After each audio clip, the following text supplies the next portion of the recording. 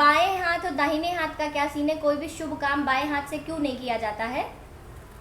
इसके पीछे की कहानी क्या है बेसिकली? अरे इसकी एक बहुत अच्छी कथा आती है। हाँ। एक राजा थे, नाम तुम लोग से मौरध्वज नाम था राजा का। अच्छा।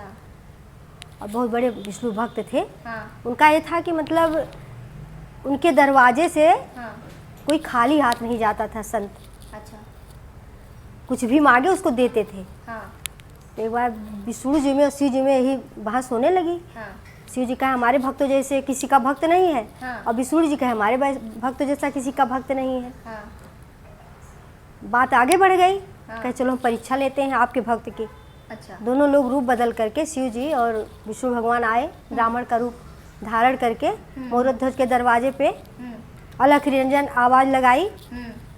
बाहर निकले, ब्राह्मण का स्वागत करते ही थे। आइए प्रभु पधारिए, आपका दर्शन हुआ, हो भाग्य।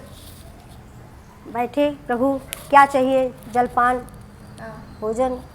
कहते देखो हम लोग कई दिन से बहुत भूखे हैं, हमें भोजन चाहिए। ठीक, आप लोग बैठे, पकवान बनवाते हैं। नहीं, हम मांस का भक्षण करेंगे, मांस का भोजन करेंगे। अच्छा। ठीक है प्रभु, उसकी व्यवस्था करते हैं। हाँ। लेकिन पहले तू सुन तो लो कि कौन सा मांस खाएंगे। अच्छा, भगवान बोले। हाँ, तो आए, कहन आपके पुत्र का अच्छा। हम लोग मांस खाएंगे और आप पत्नी अपने हाथ से उसको काटेंगे और बनाएंगे और बना के हम लोगों को खिलाएंगे। तो राजा तो खैर तैयार हो गए। लेकिन कहे रुकिए प्रभु, एक बार पत्नी से भी राय ले ले। पत्नी के पास गए तो पत्नी थोड़ा दुखी हुई, रोने लगी। लेकिन पुत्र उनका आके खड़ा हो गया। रत्न कुंवर नाम था। कहा माँ पिता, आपका सौभाग्य है और हमारा सौभाग्य है कि हम आप लोगों के किसी काम आ जाएं। आप लोग बिल्कुल चिंता न करिए, हम तैयार हैं। दोनों लोग आए, बाहर लेकर के आरी लेके आए। उन्हीं के सामने काटना भी था। जो ब्राह्मण रूप भगवान जी गए थे, उन्हीं के सामने काटना भी था। फिर वहाँ प्रश्न डाले, कहने एक प्रश्न और है हमारा। बोले क्या? कहने लेकिन काटते समय आप दोनों की आंखों में आंसू नहीं आना चाहिए। अच्छा, कंडीशन, शर्त भी रख दी। शर्त रख दी कि आंसू नहीं आना, दुखी नहीं होना आप लोगों को। प्रसन्न चित्त प्रसन्न मन से आप लोग काटेंगे, हमें उनका भोजन पवाएंगे। जब माता पिता दोनों लोग उसको चीरने लगे बीच से, तो माँ के बाएं अंग से आंखों से आंसू आ गया। जब बाएं आंख से आंसू आ गया तो कहे बाएं अंग इनका अशुद्ध हो गया, बाएं अंग आप फेंक दीजिए और दाहिने अंग का भोजन बनाइए, हम पाएंगे। तभी से बायां अंग मतलब अशुद्ध माना गया है। अच्छा। और दाहिना अंग शुभ माना गया पूजा के लिए। और कथा तो खैर बहुत लंबी है। तो मतलब भगवान जी खा लिए? नहीं, खाए नहीं। जब भोजन बना, परोसा गया। पहले 2 थाली ये लोग लगाए।